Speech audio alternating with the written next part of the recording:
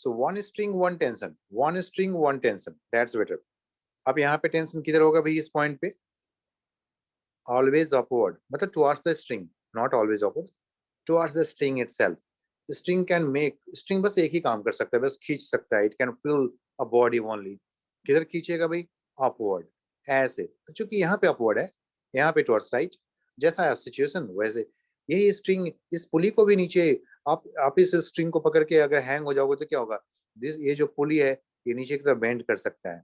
यही स्ट्रिंग इस पुली को किधर फोर्स लगा रहा है? डाउनवर्ड। और यही स्ट्रिंग को पकड़ के आप इधर खींचोगे ना, मतलब ये स्ट्रिंग इस पुली को क्या करेगा? इधर की तरफ फोर्स लगाता है, इधर की तरफ फोर्स लगाता है।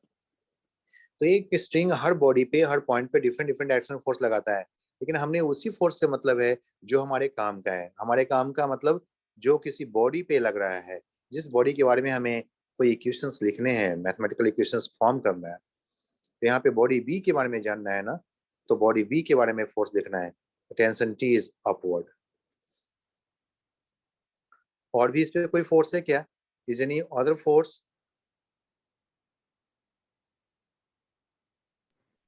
Any force? कौन सा फोर्स है? और भी?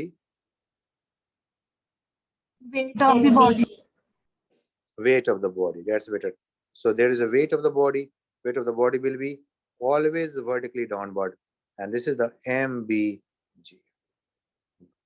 Any other force? और भी इस पे कोई फोर्स की सम पॉसिबिलिटी दिख रहा है आपको? Anybody? No, sir. No, sir. बिल्कुल जी।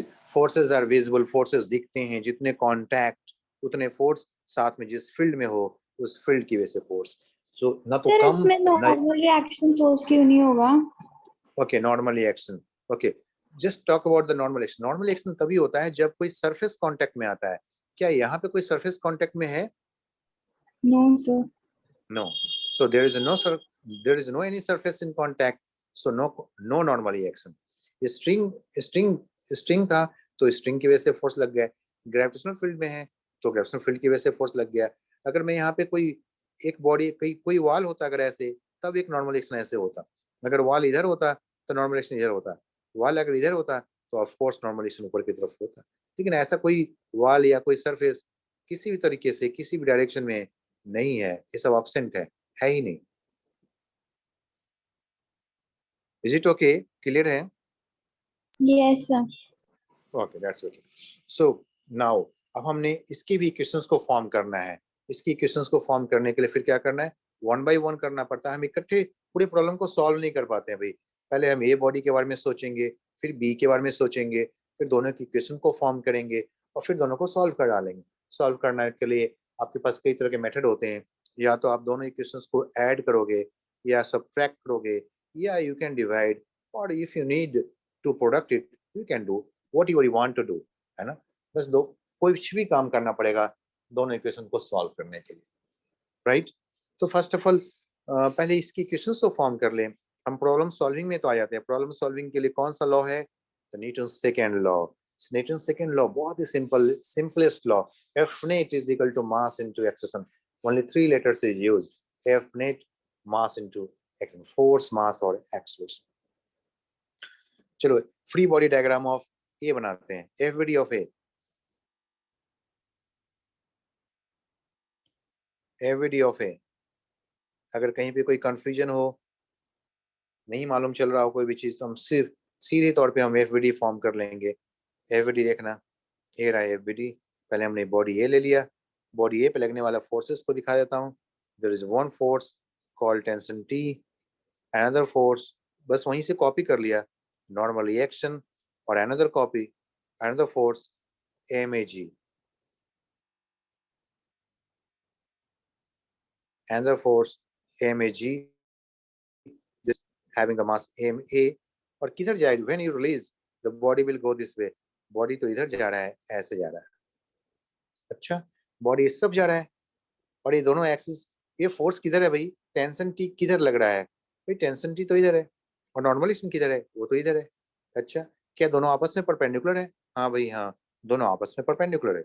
अच्छा, तो कैन भी हम ऐसे बोल सकते हैं, हम एक एक्सिस चॉइस कर लेते हैं। we have the two axes. One is called x-axis, other is y-axis. Acceleration किधर है भाई? x के along है या y के along है बॉडी ए में? क्योंकि ये तो सरफेस पे है, ऑब्वियसली इस सरफेस को इस सरफेस के ऊपर नहीं जा रहा है, नहीं सरफेस को तोड़ते हुए नीचे आ रहा है, नहीं यहाँ से उड़ते हुए ऊपर जा रहा है, नहीं नीचे आ रहा है।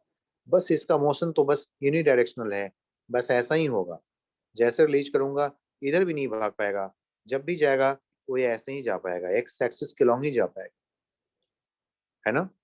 तो अब ध्यान देने वाली बात है कि भाई अगर एक्स के लॉन्ग मोशन है, अगर एक्सेलेरेशन एक्स एक्सिस के लॉन्ग है, तो आपको नेट फोर्स भी एक्स वाला ही चाहिए, जो हमने पहले बताया था, जो हमने कहा था कि अगर एक्स के लॉन्ग कुछ भी चाहिए तो सब कुछ एक्स वाला चाहिए, अगर वाई के लॉन्ग कुछ भी कैलकुलेट करना हो तो सब कुछ वाई एक्सिस के लॉन्ग ही चाहिए, isn't it?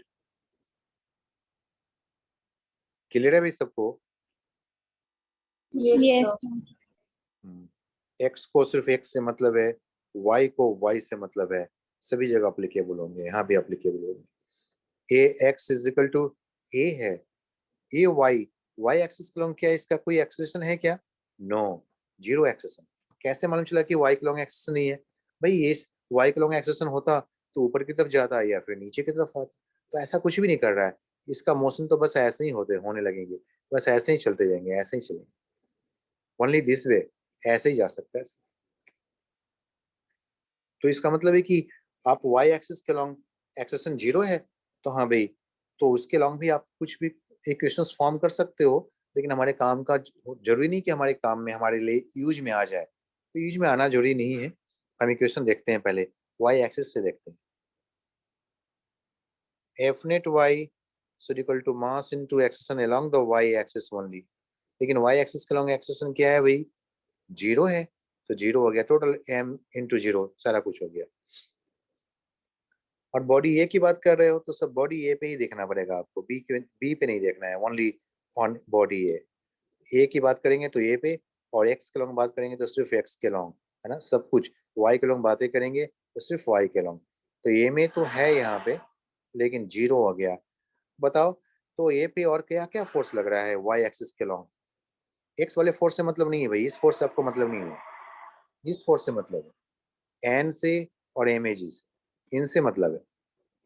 यही दोनों वाई एक्सिस के लॉन्ग फोर्स है, ए वाई के लॉन्ग फोर्स।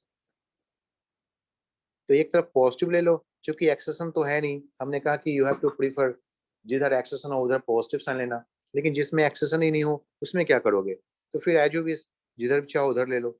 चलो, अपवर्ड को पॉजिटिव ले लो एज यूजल, तो इसको हमने पॉजिटिव ले लिया, तो इसको क्या ले लिया? नेगेटिव ले लिया। क्या लिख सकते हैं यहाँ पे? N minus M A G, finally N is equal to M A G. अगर आपसे पूछा जाए कि भाई, अगर ये क्वेश्चन होता कि भाई एन की वैल्यू क्या है, यहाँ पे नॉर्मल एक्शन सरफेस कितने फोर्स लगा रहे हैं, तो आपको यही प्रॉब्लम सॉल्व करना होता। क्वेश्चन तो कुछ भी पूछा सकता है, what is the force applied by the surface, what is the force applied by this surface on body A, it is normal action, and what is the value of normal action? आया M A जी, यहाँ से आ गया। तो हमने यहाँ पे y को use किया है, हमें x वाले फोर्स से मतलब ही नहीं रहा। लेकिन अगर हमने इस एक्सेशन को फाइंड आउट करना हो, तो जो एक्स एक्सिस का हिस्सा है, एक्स एक्सिस का पार्ट है, तो वहां पे हम एक्स के लॉन्ग देखना पड़ेगा। तो सिमिलरली फॉर एक्स एक्सिस के लॉन्ग देखो तो for x motion, for x motion क्या लिखोगे? F net along x on body A should equal to mass of body A, but acceleration along the x axis ही होना चाहिए। Okay, तो मास तो है बॉडी ए का, एक्सेशन भी है ए, लेकिन एक्स एक्सिस के लॉन्ग ए बॉडी पे क्या फोर्स लग रहा है?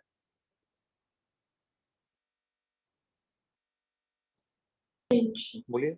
Tension T, only one force, यहाँ पे डबल फोर्स नहीं, एक्स के लॉन्ग ओनली वन फोर्स लग रहा है, सिर्फ ए वाली फोर्स लग रहा है, टेंशन टी। तो ओनली वन, तो कोई बात नहीं भाई, एक हो तब भी कोई बात नहीं, तो ओनली टी। और टी है भी किधर? जिधर एक्सेशन हो, तो ऑब्वियसली एक्सेशन के लॉन्ग पॉजिटिव साइन, ये पॉजिटिव में ही आ गया, काम हो गया, टी पॉजिटिव, एक्शन, बस हो गया। What is the tension? तो tension T is equal to ma into A. चलो this is one of the equation. तो हमारे पास एक इक्वेशन तो है, वी नीड अनदर इक्वेशन। तो अनदर इक्वेशन हमें बॉडी बी से मिलने वाले हैं। तो बॉडी बी के पास आ जाओ भाई, बॉडी बी के लिए सॉल्व करो। For body B, for body B, first of all just go for the ABD of B, ABD of body B। Body B पे जो भी फोर्स है वो सभी फोर्सेस को आपको विजुअलाइज करना है। बोलो भाई कौन कौन सी फोर्स है बॉडी बी पे, एक बार देख लें पीछे। ये रहा बॉडी बी, कौन कौन सी फोर्स है भाई यहाँ पे। जस्ट यही चीज तो हमें लेना है। आप इसको कट कर लो यहाँ से और वहां पे पेस्ट कर लेते हैं, है ना। इसको कॉपी करके वहां पे लेके चलते हैं, काम हो जाएगा अपना। चलो तो लेके चलते हैं। इस पे क्या फोर्स आ रहा है भाई, तो इस पे जो फोर्स आ रहे हैं, ऊपर की तरफ एक फोर्स है टेंशन T का, नीचे की तरफ फोर्स है एक MBG का, और इसमें एक्सेशन किधर है, डाउनवर्ड है। आप इस एक्सिस को क्या बोलोगे, आपको जो मर्जी हो बोल दो। अगर आपने इसको एक्स बोला है तो इसको आपने वाई एक्सिस बोल दिया है। एक्स के लॉन्ग तो कोई फोर्स है भी नहीं, जो कुछ भी है सब वाई एक्सिस के लॉन्ग ही है, और वो कितना है, ये है। एक्स के लॉन्ग तो कोई एक्सेलेरेशन भी नहीं है इस बॉडी पे। क्या क्या इस एक्सिस के लॉन्ग कुछ जा रहा है बॉडी, क्या इधर की तरफ जा रहा है, नहीं नहीं, ये बॉडी तो सिर्फ और सिर्फ वाई एक्सिस के लॉन्ग मोशन में है। तो सिर्फ वाई वाले समय मतलब होगा, और फॉर्चुनेटली सभी फोर्सेस वाई वाले ही हैं। तो देख लेते हैं यहाँ पे वाई एक्सिस के लॉन्ग कैसे लिखेंगे भाई, F net y is equal to mass into acceleration along the y. लेकिन किस बॉडी पे, on B, so on B लिखना पड़ेगा। हमने कहा कि जिधर एक्सेलरेशन होना उधर पॉजिटिव साइन ले लेना। तो एक्सेलरेशन डाउनवर्ड है, take is positive, it is positive, then it should be negative. Take positive towards the direction of acceleration, it's the solve the problem. So what can you write here, क्या लिखोगे भाई, जो positive है उसे लिख डालो यहाँ पे। MBG माइनस टेंशन T है ना यहाँ पे, MBG minus tension T should equal to MB into A। This is the number 2 equation. और इसके पहले भी हमारे पास इक्वेशन है, this is the number 1 equation.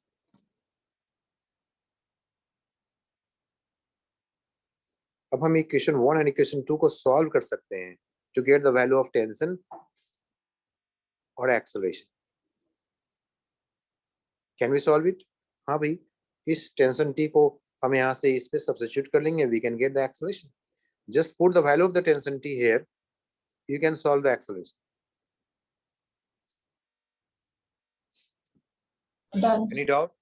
Okay, that's better. So use solving equation 1 and equation 2, get the value of A.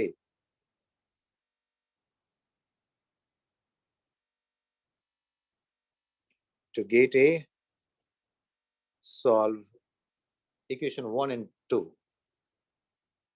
Equation 1 and equation 2.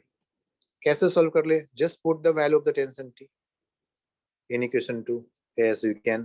क्या लिख सकते हैं भाई, equation 2 MBG minus T, यहाँ पे लिख लिया MBG T is equal to MB into A, और इक्वेशन 1 में लेकर के आते हैं T की value. What is the value of the tension T, MAA, MAA, it is MAA, MBA, MBG। Okay, इस तरफ आ जाएगा, एक्सप्रेशन कॉमन होगा, MA plus MB, another side में MBG बचे रहेंगे। You can get the value of A, it is MBG divided by MA plus MB। That's it, very simple। Not clear? So clear. Yes। So in this way बड़े ही आराम से, आसानी से हम problem को सॉल्व कर सकते हैं। एक्स को हमने यहाँ पे अच्छे खासे यूज देखा, x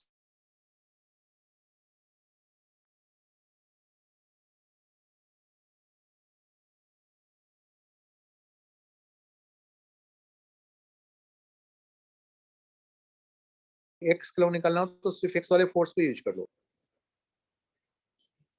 this is the beauty of vector physics कि भाई एक्स को एक्स से मतलब होता है और वाई को वाई से मतलब होता है. So too good. Not only in this chapter and not in only in the previous chapters. आगे जितने भी चैप्टर्स आने वाले सभी में हम इसी कंसेप्ट को यूज करने वाले हैं. एक्स को एक्स से मतलब है, वाई को वाई से मतलब है, जेड को जेड से मतलब है. This is the law of vector. Easy कर देता है फिजिक्स को. बिल्कुल.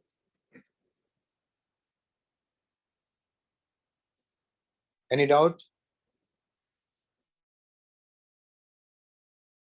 अब आप कुछ एससीबी से कुछ काम कर सकते हो. यू कैन स्टार्ट, है ना. तो मैं पहले होमवर्क दे दूं आपको. कुछ होमवर्क एससीबी से पहले Newton's laws of motion next, उससे कुछ होमवर्क रहेगा आपका.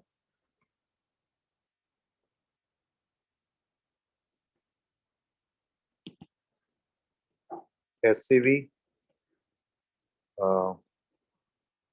Question number 1 to question number 10 तक आपका homework. Do it. Exercise.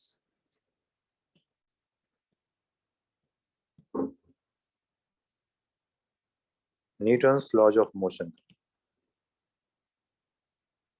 1 to 10. First of all इतना कीजिए. इसमें जो डाउट्स होगा उसको हम कल क्लियर करेंगे और भी. फिर और भी नए केसेस के साथ नए केसेस भी कल बताऊंगा और आपकी डाउट्स भी देख लेंगे कुछ. तब जाकर के क्लियरिटी हो पाएगी कंसेप्ट की. एक बार आपका कोशिश करना जरूरी है. That's it.